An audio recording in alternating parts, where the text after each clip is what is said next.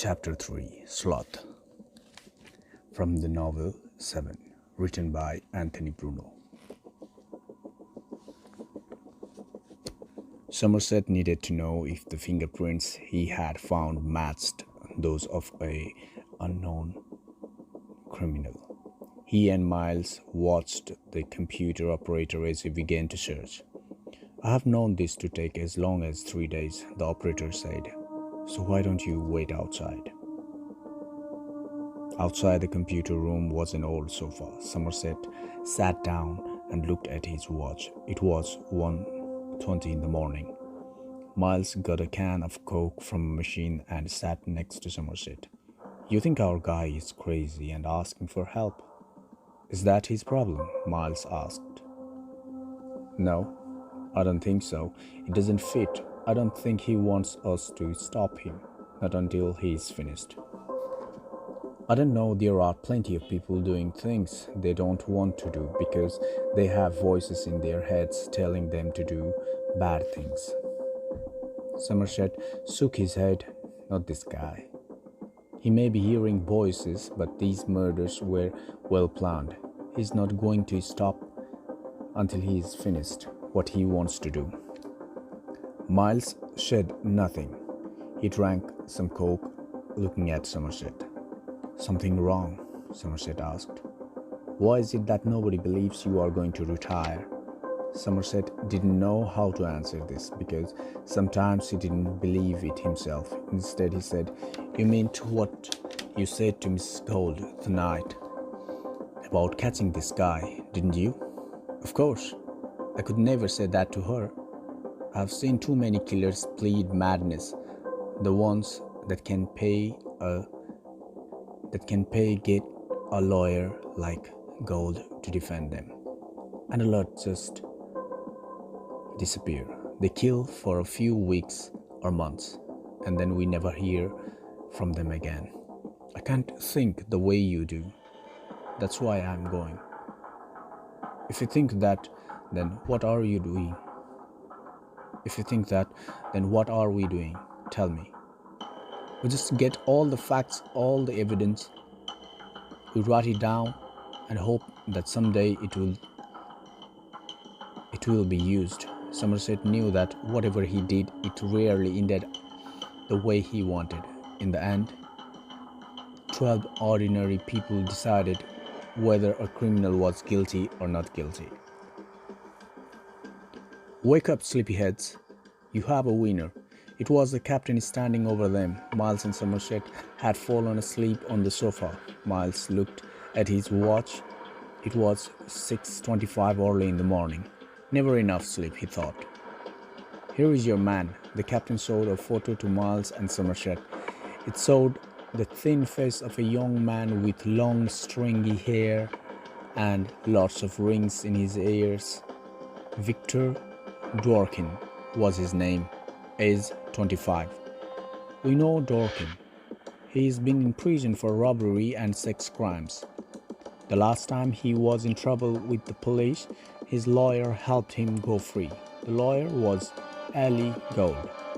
"Mr. Greed?" Miles' eyes lit up. "That's our link," he said. "Wait. Nobody has seen or heard from Dworkin for months, but we do have an address. We are checking it now." A red-haired officer called California and 4 other policemen in uniform came running towards them. The captain began giving them their orders. "What do you think?" Somerset asked Miles. "Is Dworkin our killer?" Miles thought for a moment. "He doesn't seem like our man, does he? I don't see our killer fitting that description." Somerset nodded. "No," he said. "Our guy seems to have more purpose. Dworkin looked like the type who has trouble getting out of bed in the morning." "Yeah, but what about the fingerprints?" Somerset took a deep breath. "Yes, they are his. So I suppose it must be him." Miles and Somerset were in the car, following the black police van, taking California and the uniformed men to Dworkin's apartment. Somerset took out his gun and checked it. Miles nodded at the gun. You ever get hit by one? A bullet? No. 23 years on the job and I have only taken out my gun 3 times. Never fired it, though, not once. He put his gun away. How about you? Miles shook his head.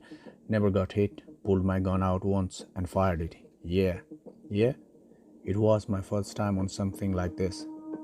The guy had killed his wife. I didn't think he was the kind who would shoot at the police, but when we broke through the door, he was holding a gun and a cop outside the window.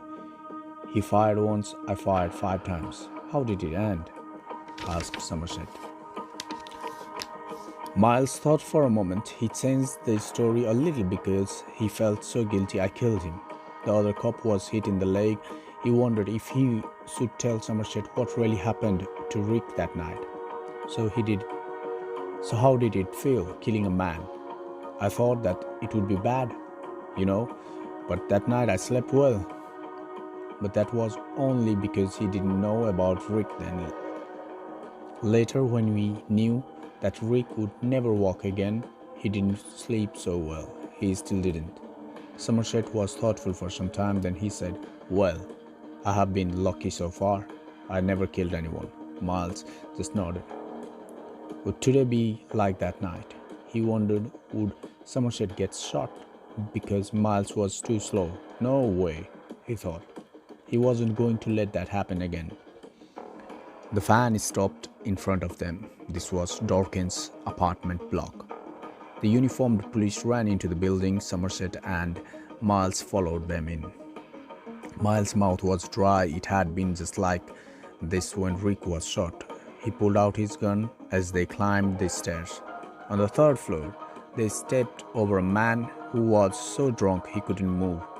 Then they got to Dorkin's apartment. California waved everyone back to make room for the 2 men breaking down the door. "Move!" California shouted as the door broke open. "Police!" he shouted as he pushed through the broken door holding the gun. "Police officers!" When Miles finally got inside, he saw that the apartment was small, dirty, and very dusty. The uniformed cops were everywhere. "In here!" California shouted. Miles moved fast to get into the bedroom first.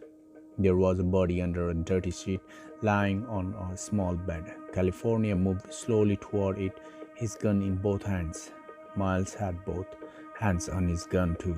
All he could think of was that Dorkin might have a gun under the seat. He might shoot California just as Rick had been shot. "Good morning," California shouted. The body didn't move. "Get up," California shouted again. "I said get up now." Somerset looked in from the door. There was a terrible smell inside. "Sloth" was written on the wall above the bed. California lifted the sheet. Then everyone could see that Dorkin wasn't going to shoot. The body was tied to the bed. It was so thin that there seemed to be nothing but skin and bones. Bandage was tied over his eyes. Somerset took out a photo of Dorkin. "Is it him?" Miles asked. "Yeah, it's him." California pointed with his gun at the man's right arm. The hand had been cut off at the wrist. Miles kept shaking his head. He couldn't believe what he saw. "Oh, no, no," he was saying. One of the policemen showed Somerset some photos pinned to the wall. They showed Dorkin tied to the bed. Each one had the date written under it, and in each one the body was thinner. "There are 52 of them," the policeman said. "I counted." Somerset pointed to the date on the first photo. "Exactly 1 year ago today," he said. "What kind of man is this killer?" Suddenly a loud noise came from the body. California jumped back and fell over a chair. "He's alive!" he shouted. Dorkin's mouth was open and his lips moved a little. A strange sound came from his throat. "He is alive," said California again. "Get an ambulance now!"